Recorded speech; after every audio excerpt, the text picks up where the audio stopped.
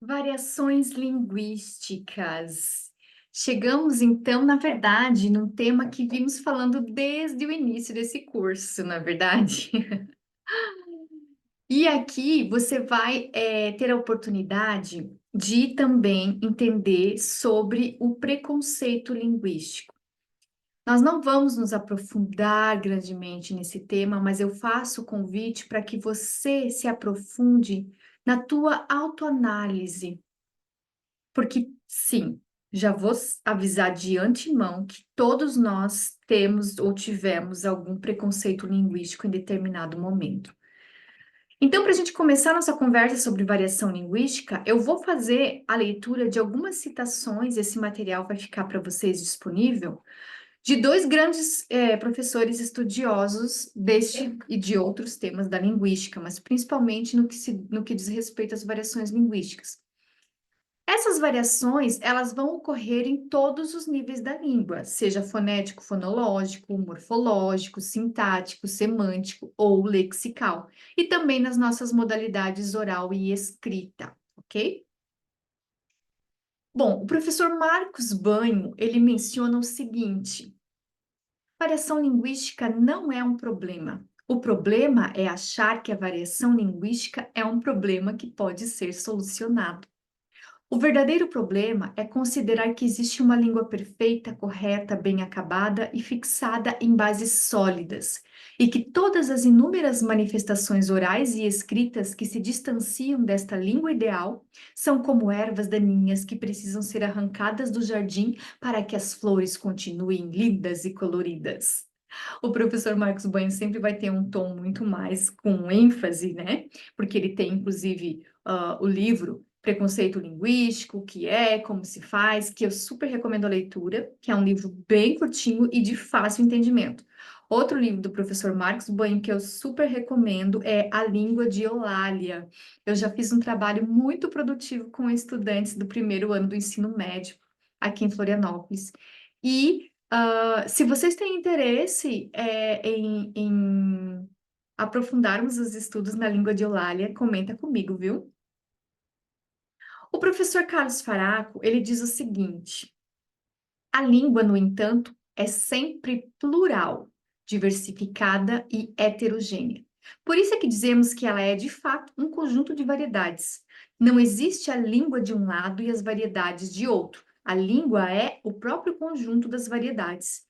E isso é assim porque a língua está profundamente enraizada na vida cotidiana, nas experiências históricas e culturais de cada uma das comunidades que a falam.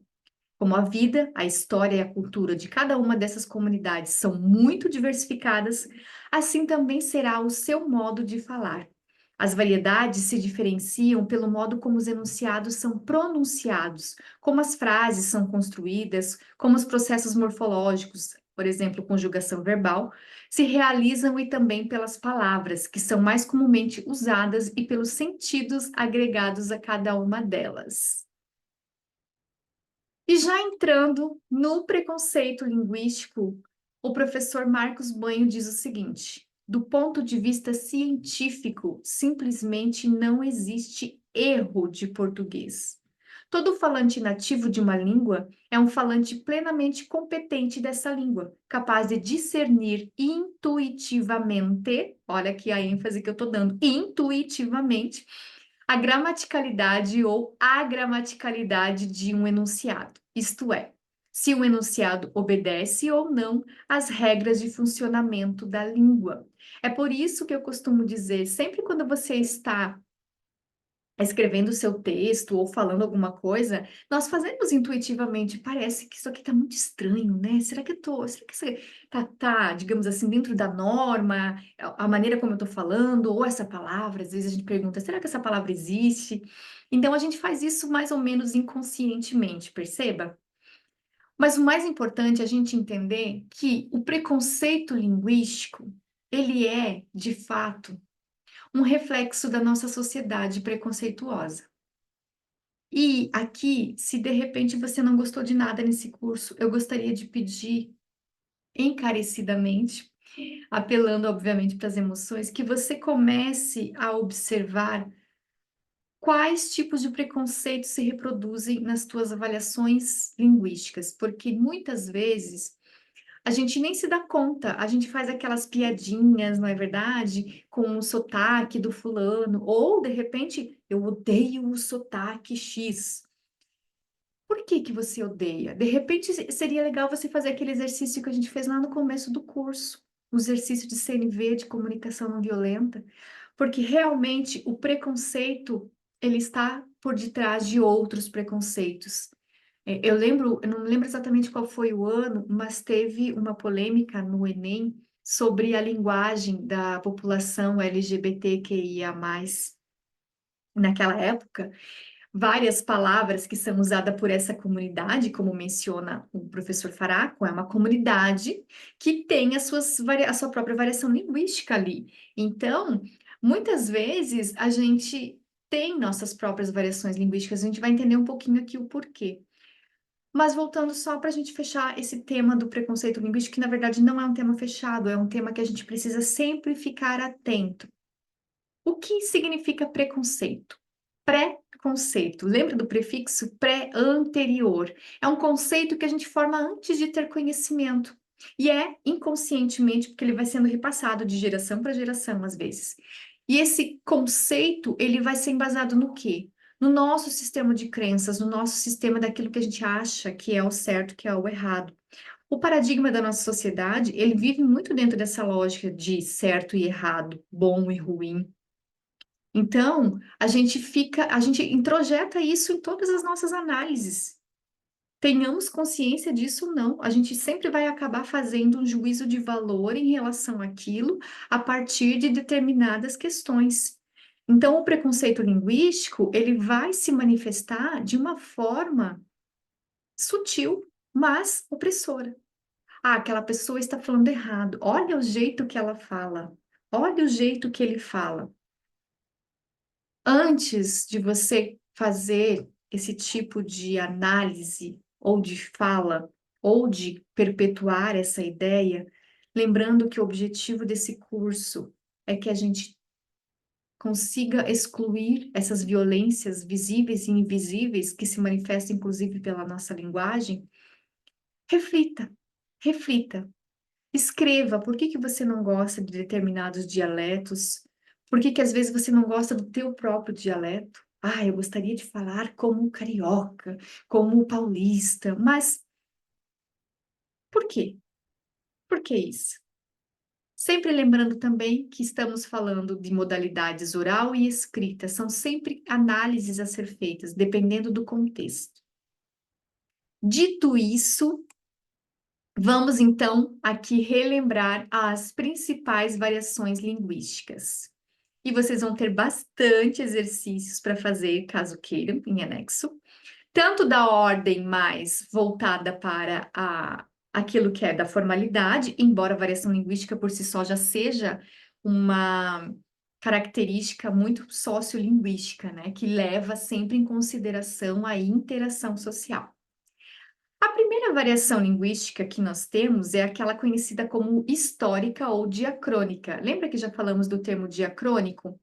Muito bem, ora, nós falamos o português porque fomos colonizados pelos portugueses, mas nós não falamos o mesmo português que eles. Ai, meu Deus, agora deu um nó na cabeça, né? Porque existe aqui uma variação. Primeiro que a gente não fala o mesmo português que os portugueses falam, porque tem todo esse contexto histórico, olha de quantos anos. E mesmo naquela época, quando aqui eles estabeleceram que seria uma colônia de Portugal, o próprio português já tinha suas próprias variações, o português europeu, no caso, né? Porque a gente vai entender que tem uma variação do português brasileiro e português europeu. Então, aqui a gente vai perceber a língua que daqui a 50 anos, ou até menos, não vai ser a mesma língua que nós falamos hoje, porque é inevitável que a língua mude, porque a língua faz parte dos seres humanos. E os seres humanos estão vivos enquanto vivos estão, ou não, a gente vai fazendo sempre essas adaptações conforme a nossa história social, cultural e individual também. Olha um exemplo aqui. O pronome de tratamento vossa mercê, ele mudou para vós me ser, depois virou você, acredite se quiser. E hoje em dia, muitos de nós usamos o se. De vez em quando eu me pego falando o se ao invés de você. Outra forma de a gente perceber a variação diacrônica ou histórica, a gente vai perceber muito na questão da ortografia, como a gente também já conversou lá atrás. Porque o que que é a ortografia? É essa convenção da escrita das palavras.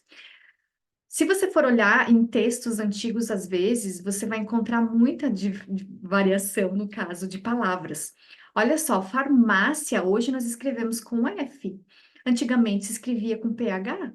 E outras palavras também que tenham ali o, o fonema F.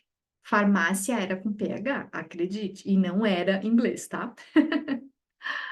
A questão ortográfica, por exemplo, houve um tempo, né, em que a trema no U, desculpa, fazia. Qual era a função da trema? Era para que a gente pronunciasse aquele fonema. Linguiça. Porque se não tivesse o trema, a trema ou trema, agora eu já não sei, acho que é o trema, mas enfim. Ah, a gente poderia falar linguiça. Só que isso foi foi se tornando tão comum que nós falamos linguiça e não linguiça, que não se tornou mais necessário a gente ter o uso da trema. Então, nesse último acordo ortográfico, o trema foi excluído. Nós temos a variação regional ou geográfica ou diatópica, que tem a ver com o espaço. Se a variação diacrônica ou histórica tem a ver com o tempo, a variação diatópica tem a ver com o espaço. Ou seja, nós sabemos que o Brasil é enorme. E aí, aqui a gente vai perceber essa variação tanto em regiões quanto em países, entre países. Inclusive, essa questão das regiões pode ser, inclusive, o urbano e o rural de uma cidade, ok? Por exemplo, aqui a gente pode perceber a fala do gaúcho, a fala do mineiro, a fala do carioca, o português do Brasil, o português de Portugal, o português de Angola, o português de Moçambique. Aliás, pesquise quantos países falam a língua portuguesa. Escreva nos comentários. Essa variação também é conhecida como dialetos ou sotaques que a gente usa. E uma outra forma dela se manifestar muito facilmente são nos usos de palavras. Por exemplo, mandioca, aipim e macaxeira é o mesmo termo, né? Eu não sei como é que você conhece, como é que você chama aí, mandioca, aipim ou macaxeira. Ou mesmo a tangerina, bergamota, pocã. Ah, o pão francês, o cacetinho. Isso a gente vai perceber essas diferenciações regionais. Muito interessantes. Eu me lembro aqui, quando eu fui para João Pessoa, tinha um prato no restaurante que colocava, estava escrito macaxeira, e eu estava super curiosa para querer conhecer os pratos típicos da região, obviamente. E aí eu vi, na época eu comia carne, e estava escrito lá, carne seca com macaxeira. E eu pensei, poxa, nunca comi carne seca e nunca comi macaxeira, então eu vou experimentar isso aqui. Qual não foi a minha surpresa quando eu descobri que a macaxeira era o nosso famoso aipim ou mandioca. Nós temos outro tipo de variação, que é a variação social ou diastrática. E essa aqui pode ter vários desdobramentos, tem, né, uma gama de variações. Mas principalmente da questão do nível de escolaridade. E aqui é interessante porque dentro do contexto dos estudos, teoricamente, e eu digo teoricamente porque eu duvido quem fique usando o tempo todo apenas uma variação linguística. Creio que não existe isso. Mas aqui no Brasil, o padrão que se faz é que as pessoas que têm graduação, finalizaram uma graduação, elas são consideradas falantes da norma culta ou da norma padrão. Alguns autores vão fazer distinção entre esses dois termos, outros vão usar como sinônimos. Aqui, para a gente facilitar, a gente usa tudo como a mesma coisa. Norma culta e norma padrão é essa norma linguística que talvez seja o motivo pelo qual você sempre odiou estudar português.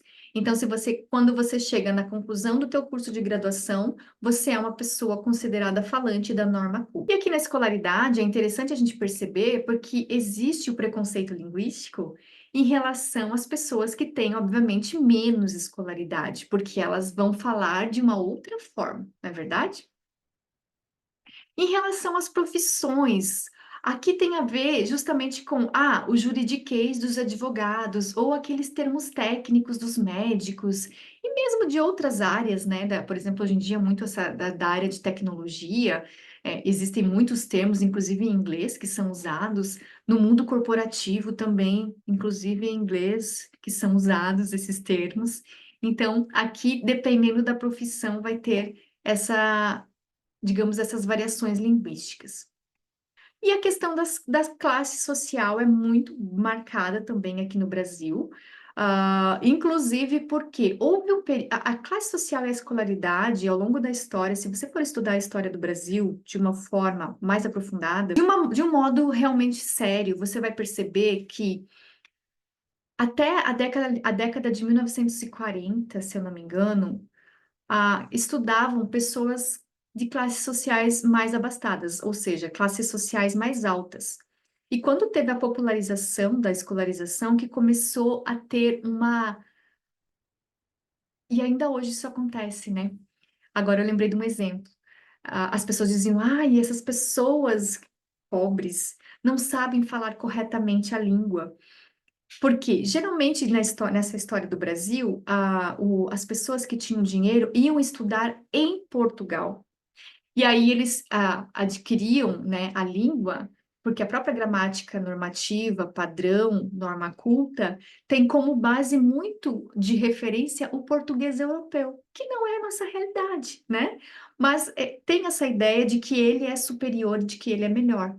Então, aqui, quando você percebe de uma classe social para outra, alguns conservadores vão querer trazer esse exemplo. Quando teve as cotas nas universidades de escola pública para pessoas negros, pardos e indígenas, houve um certo burburinho dizendo que o nível de qualidade da escrita, da interpretação iriam diminuir. Isso aqui está muito ligado com essa questão de classe social e de escolaridade. Inclusive, faz a gente discutir de que a escola pública no Brasil, por exemplo, não é considerada de qualidade, não é verdade? Enfim, temas para outras discussões, mas para que vocês entendam sim que a classe social é um recorte muito importante dentro do contexto das nossas variações linguísticas e dos nossos preconceitos linguísticos, ok? E por último, as variações estilísticas ou diafásicas. Aqui tem a ver diretamente com o contexto de fala e relaciona-se aos papéis sociais. Tem aquela variação que é mais formal, por exemplo, que a gente sabe quando nós estamos sendo monitorados, digamos assim, pela nossa fala ou pela nossa escrita, porque eu sempre digo, quando você for escrever dentro da norma padrão, dê uma olhada, revise seu texto, ou quando você for falar, prepare o seu texto anteriormente, ok? E a variação mais informal. A formal, ela vai ter a ver com essas regras mais da norma padrão mesmo. E a informal não, é espontânea, é aquilo que a gente está falando. Olha esses dois exemplos aqui contrastantes para a gente perceber. O que está acontecendo aqui é uma linguagem bem formal. O que está acontecendo aqui, mano? Aí já vai para uma linguagem bem mais informal. Aqui, quem sabe, um dialeto paulista ou do rap. Eu estudei o rap na universidade e realmente tem um dialeto muito específico da linguagem do rap que se relaciona com a linguagem de periferia, que por sua vez se relaciona com aquilo que foi chamado de pretuguês, a linguagem do povo preto. Se você tem interesse, pesquise um pouquinho mais, eu vou deixar um material em anexo também sobre isso. Resumidamente, variação linguística tem a ver com a nossa capacidade de entender que a diversidade, ela é rica. E quando a gente percebe a riqueza que existe na diversidade, nós estamos o tempo todo aprendendo uns com os outros. Se eu tirar da minha mentalidade aquela ideia de certo e errado e colocar para adequado e inadequado ao contexto, eu vou estar aprendendo muito mais e de uma forma muito melhor. E aqui, como eu digo, tem a ver com o nosso ego. Eu sei que não é fácil para você, dependendo do lugar que você vem, Essa ideia de desconstruir o português como uma língua difícil, ou o português como uma língua que está sendo morta pelas pessoas usando na internet. Será mesmo que a gente está matando a nossa língua? Claro, não significa que a gente não possa acessar outras variações linguísticas. Aliás, é super recomendado que a gente continue os nossos estudos, se você terminou no ensino fundamental, no ensino médio, para entrar, acessar o ensino superior, porque nós temos ainda um índice muito baixo de pessoas formadas em ensino superior no Brasil.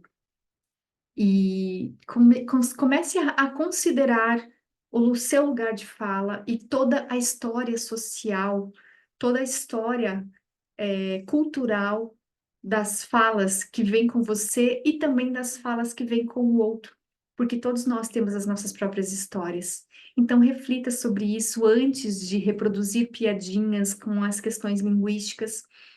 Comece a se tornar uma pessoa mais empática, porque a empatia é uma das bases da nossa inteligência emocional. Nós precisamos ser empáticos e isso também passa pela linguagem. Vamos desconstruir os nossos preconceitos para que eles não se reflitam à nossa linguagem. Um beijo no coração.